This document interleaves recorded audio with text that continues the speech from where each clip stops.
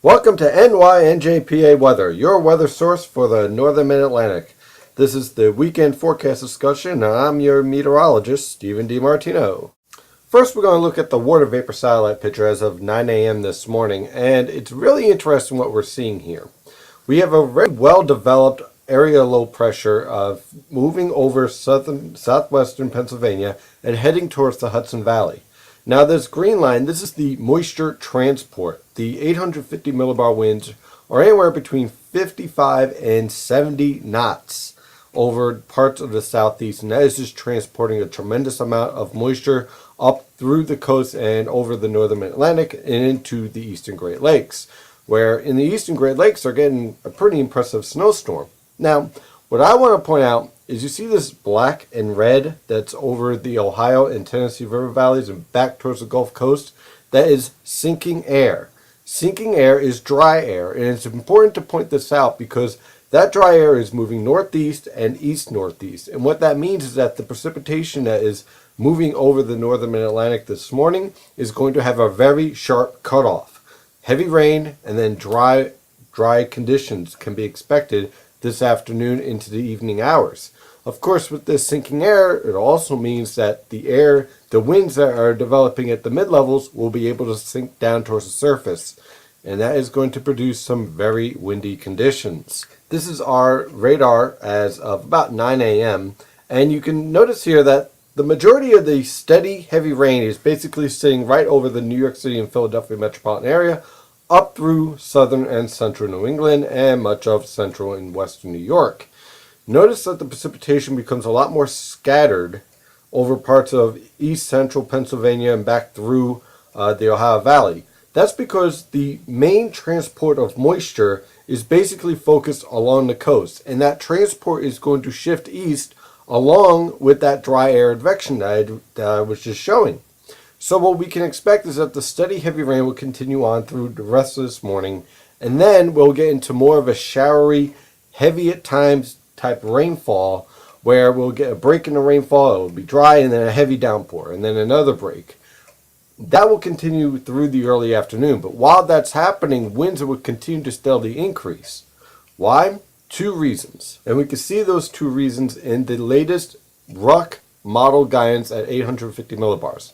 Now, RUC basically is Rapid Update Cycle. It basically takes the observations that are happening right now and then spits out a really fast forecast out to about anywhere from 12 to 24 hours depending on your source of information. Now, in this case, what we have here is a strong upper level low, strong 850 millibar low, moving towards the Hudson Valley this afternoon. As the low pressure system intensifies and moves to the northeast towards the central Hudson Valley, the pressure gradient is going to intensify. That in itself would produce winds anywhere from 15 to 30 miles per hour.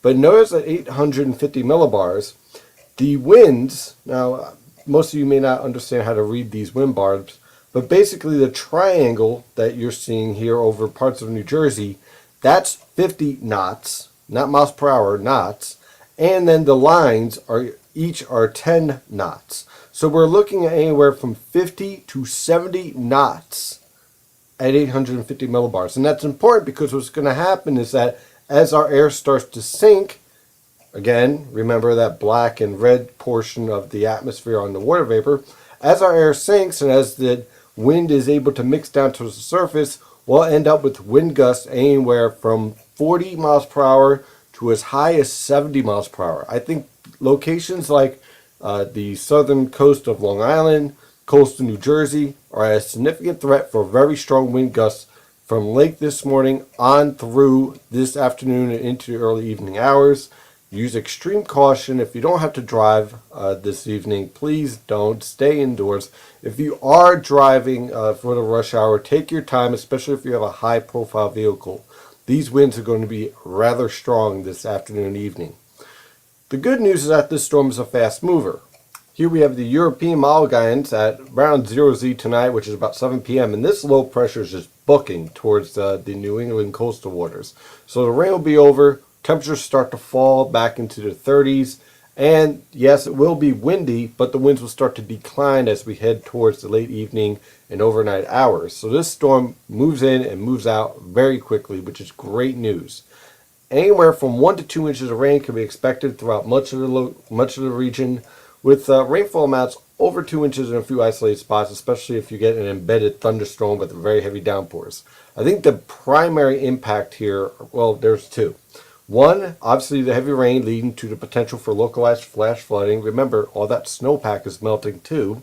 And of course, the very strong winds creating the potential for minor to moderate wind damage. Also, be on guard for some coastal flooding, especially on the south side of Long Island. With these winds, it's going to drive that water right into the south shore and cause some problems. So just be on guard for that. High pressure is going to build in tonight into tomorrow, which is Saturday. And I'm expecting a rather nice day on Saturday. And then we gotta have to watch out for one disturbance on Sunday morning. This is the GFS model guidance for about Sunday morning around 7 to 8 a.m. And notice we have a disturbance that is moving through southeast Canada and heading towards New England. Now, the upper level pattern here is pretty progressive and actually is rather convergent, which tells me that this disturbance is not going to be all that impressive. So when we have this disturbance move through, we have two factors here. One, we have a limited amount of moisture, and two, we have a disturbance that is moving into a convergent, which means a sinking air type of environment, which means that this disturbance is going to be weakening as it moves east. So on Sunday morning, this disturbance, as you see this weak area of low pressure, is going to move across the northern Mid-Atlantic, parts of northern New Jersey towards southern Connecticut. Could produce a little bit of light snow, especially for the Hudson Valley and parts of central and northern Connecticut. I'm not looking for any type of significant accumulation. 1 to 2, maybe 3 inches of snow at most. This is a very fast moving disturbance. Most model guidance, except for the NAM model guidance, of course, produces a very light snowfall. It moves very quickly on Sunday morning, with the majority of the lifting actually focused more towards New England, which makes sense because the strongest disturbance, or strongest part of that disturbance, is moving towards New England. So I really don't expect this to be much of a significant impact. New York City on south will see practically nothing out of this disturbance aside from some flurries and scattered showers. And again, Connecticut could see 1 to 2, maybe 3 inches of snow out of this. So that disturbance kicks out, but we have another interesting storm on the way. By Sunday night, we have a very strong disturbance that is developing over the southern plains. Now, note that the polar vortex, all the way up in Canada, is well to the north, and it's going to drop southwest, but towards the central plains. That means our upper level winds basically are from the southwest over the northeast and over much of eastern North America, which means that since there's no blocking in the Atlantic, the area low pressure associated with this disturbance is going to move up towards the Great Lakes, and that means rain. So here we have our surface map as a Sunday evening. On Monday afternoon to evening, the area low pressure will move up towards the Ohio Valley. The northern Mid-Atlantic will have some rain. And then on Tuesday morning, as the low pressure system moves up towards the St. Lawrence River Valley, look for heavy rain, potentially even some thunderstorms on Tuesday morning as this low pressure system moves through. Very similar storm to what we're having now, just a little bit further northwest, and the cold front as it moves through could be a little bit more dynamic with the potential for some weak to moderately strong thunderstorms, especially for the Philadelphia metro.